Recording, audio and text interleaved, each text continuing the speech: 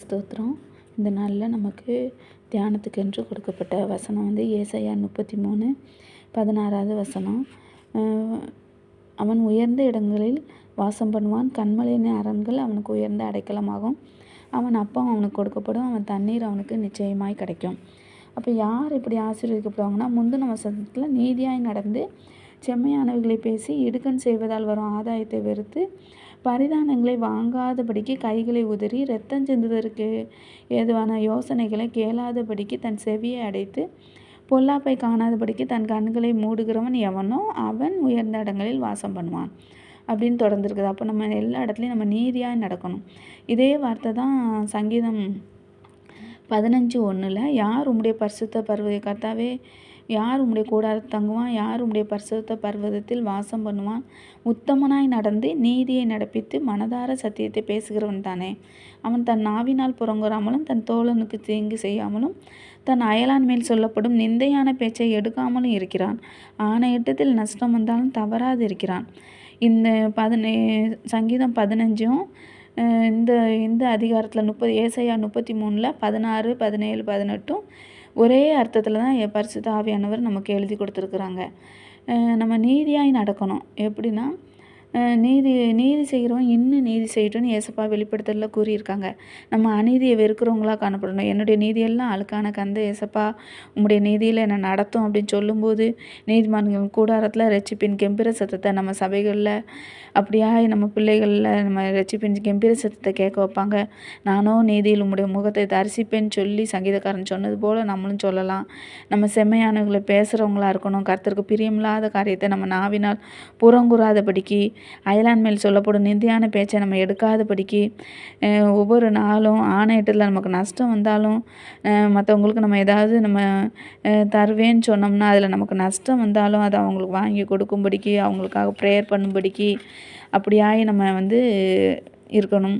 இடுக்கண் செய்வதால் வரும் ஆதாயத்தை வெறுக்கணும். மற்றவர்கள் தீமை செய்வதால் நமக்கு ஒரு ஆதாயம் கிடைக்குன்னா அந்த ஆதாயத்தை நம்ம கண்டிப்பாக வெறுக்கிறவங்களாக காணப்படணும். அப்படி செஞ்சால் பரலோகத்துலேருந்து நிச்சயமாக நமக்கு ஒரு கிஃப்ட்டை ஏசப்பா கண்டிப்பாக தருவாங்க. என் பிள்ளை தீமை செய்தால் வரும் இடுக்கணை வெறுக்கிறான்னு சொல்லி ஆதாயத்தை நமக்கு பரலோகத்துலேருந்து நமக்கு ஒரு கிஃப்ட்டு ரிவார்டு கிடைக்கும்.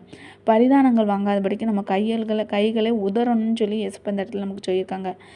நம்ம லஞ்சம் வாங்காதபடிக்கு, வரதட்சணை வாங்காதபடிக்கு, லஞ்சம்னா ஆஃபீஸில் மட்டும் இல்லை, பிறருக்கு உதவி செய்திருப்போம், அதுக்கு பிரதி உபகாரமாக அவங்ககிட்ட பணமோ பொருளோ வாங்காதபடிக்கு நம்ம கைகளை உதறவங்களா இருக்கணும். நம்ம கண்டிப்பாக மறுத்து விடுறவங்களா இருக்கணும். நம்ம வாலிப பிள்ளைகளுக்கு, சின்ன பிள்ளைங்களுக்கு யாராவது கிஃப்ட்டு கொடுத்தாங்கன்னா உடனே அதை பேரண்ட்ஸ் சொல்லணும். ஏன்னா அவங்க அது என்ன பிரதி உபகாரம் எதிர்பார்த்து நம்ம பிள்ளைகளுக்கு அது கொடுத்துருக்காங்கங்கிறது நம்ம பிள்ளைகளுக்கு தெரியாது.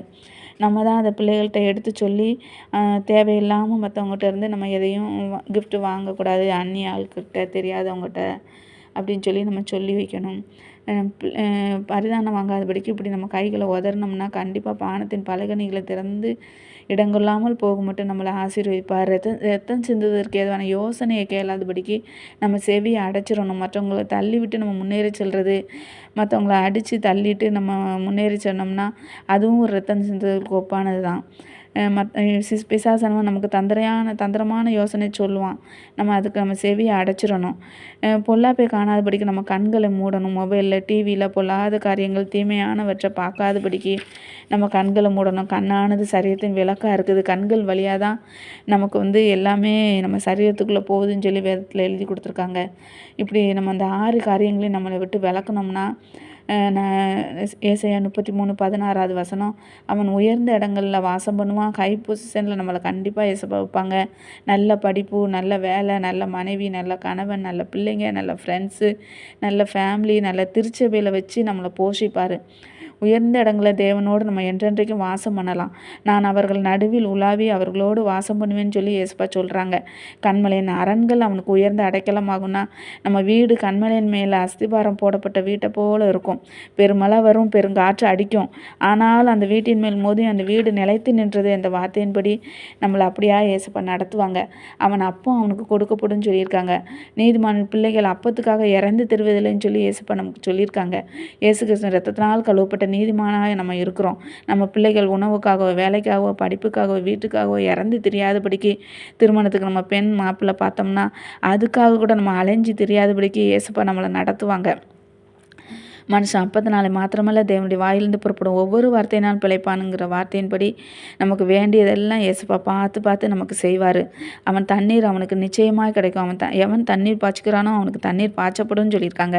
நம்ம தண்ணீரில் நன்றி நடப்பட்ட கனிதரும் மரமாய் மழை தாழ்ச்சியான வருஷத்தில் கூட தப்பாமல் கனி கொடுக்குறவங்களா நம்ம இருப்போம். நம்ம அப்படியாக இயேசுப்பா நம்மளை நடத்துவாங்க. உன் கண்கள் ராஜாவே மகிமை பொருந்தினவராய் காணும்னு சொல்லியிருக்காங்க. தூரத்தில் உள்ள தேசத்தையும் நீ பார்ப்பாய். ஆம், நம்ம இயேசு கிறிஸ்துவை மகிமை பொருந்தினவராய் இப்படி நம்ம நடந்தோம்னா, நம்ம கண்ணை மூடி நம்ம ஜெபிக்கையிலேயே இயேசுப்பா நம்ம துதிக்கும் போதே ஆவிக்குரிய கண்களை அவர் திறந்து அவரை மகிமை பொருந்தினவராய், மாட்சிமை நிறைந்தவராய், மகத்துவமானவராய், ஒருவராய், பெரிய அதிசயமான காரியங்களை செய்கிறவராய், நம்மளை ரட்சித்து அபிஷேகிக்கிறவராய், நம்ம அப்படியாய் நம்ம அவரை துதிக்க முடியும். நம்ம இருதயத்தை அவர் விசாலமாக்குவார். தூரத்தில் உள்ள தேசத்தையும் பார்க்க முடியும். தூர தேசம் என்பது நம்ம பரலோகத்தையும் நம்ம இந்த இடத்துல எடுத்துக்கலாம். நம்ம எதிர்காலத்தில் நடக்கிறதையும் இயேசுப்பா நமக்கு நம்ம கண்கள் காணும்படிக்கு நமக்கு உதவி செய்வார். இப்படிப்பட்ட தேவனை நம்ம என்றென்றைக்கும் ஆராய்ச்சி துதிப்போம். அவர் சொன்ன அந்த வார்த்தையின்படி நம்ம அப்படியாய் நம்ம நடந்தோம்னா நம்மளை ஏசாயா 33:16 அதிகாரத்தின்படி நம்ம உயர்ந்த இடங்களில் வாசம் பண்ண முடியும். கண்மலையின் அரண்கள் நமக்கு உயர்ந்த அடைக்கலமாகும். அவன் அப்பா அவனுக்கு கொடுக்கப்படும், அவன் தண்ணீர் அவனுக்கு பாய்ச்சப்படும். இந்த வார்த்தையை தேவன் தம்மே ஆசீர்வதிப்பாராக. கர்த்தருக்கு ஸ்தோத்திரம். ஆமேன்.